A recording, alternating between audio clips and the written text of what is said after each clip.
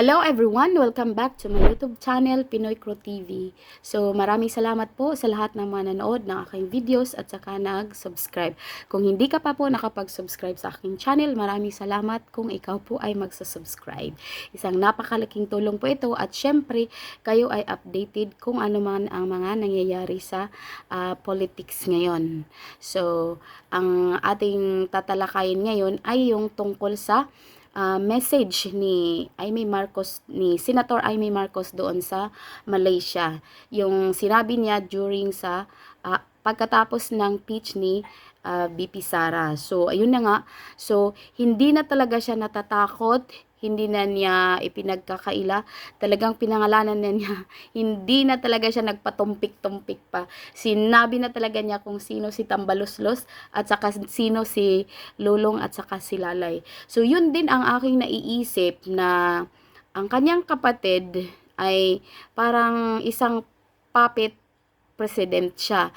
So, siya ang presidente, siya ang nanalo, pero kung sa totoo, hindi siya yung namamalakad. Kumbaga, hinahawakan siya ng dalawang tao na walang iba kundi yung kanyang asawa nga yun. Kasi tingnan nga natin na ito yung iisipin natin.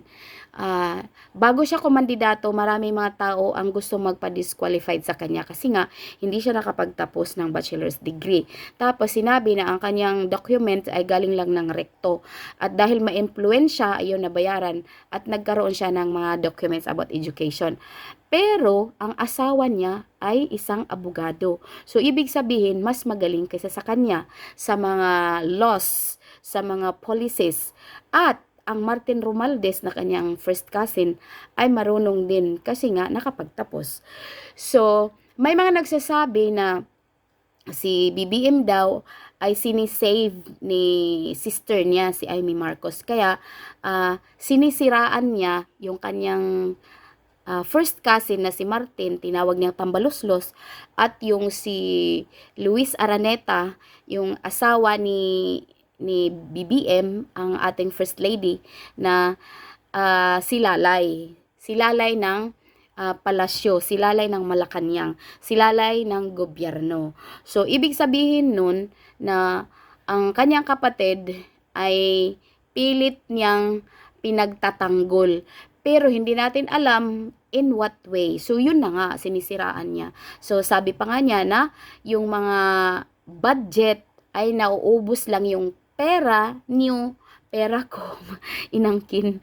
Ang pera niyo ay nauubos dahil sa mga ayuda, which is tama nga naman. So, kung napakinggan niyo yung speech, yung full speech ni BP Sara, sinabi niya na kayo na mga nakapunta sa ibang bansa, kayo na mga nagtrabaho sa ibang bansa, mga OFWs, ano ang mga bagay na nakita nyo na maganda sa lugar na yon na pwedeng i-adapt or pwedeng i-implement sa Pilipinas. Kasi ang Pilipinas, marami siyang pera, pero nauubos lang sa pagkuha ng mga politiko.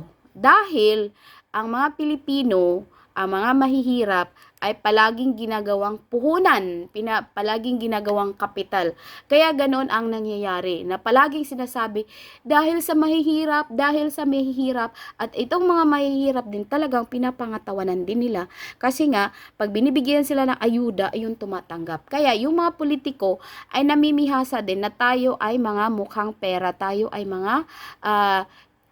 bayaran kasi tinatanggap natin. So siguro sa halip na tanggapin natin, ay wag nating tanggapin, sabihan natin na ilagay niyo sa mga proyekto na mapapakinabangan ng mga tao. O kagaya ng San Juanico Bridge, o ano nangyari ngayon, hindi siya madaanan. So lahat apektado. Yung tumanggap ng ayuda at saka hindi tumanggap ng ayuda ay apektado dahil hindi makadaan, dahil hindi continuous. So yung mga binigay na ayuda, kung pinaayos doon sa San Juanico Bridge, di ano mangyayari, lahat ay makikinabang. So yun sana, yun ang dapat gawin. So ayun na nga, yung speech ni Senator Amy Marcos, iparinig natin para hindi tayo masabihan na fake news. Nagre-react lang po tayo sa isang sinabi ng isang senador na kapatid ng ating presidente. So ito ipaparinig ko po sa inyo ang video.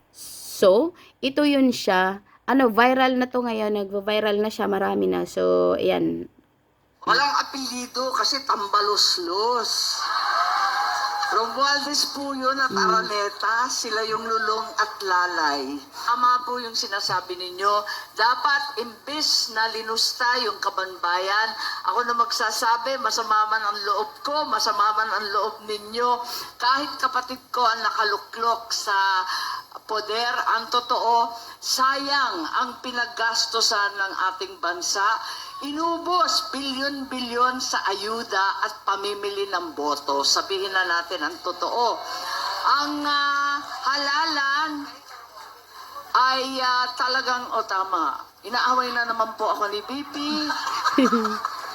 At parating sinasabi, paltan mo na kasi yung apelyido mo.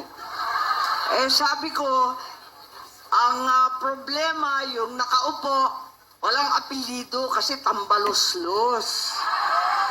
Romualdez po yun at Araneta, sila yung lulong at You see?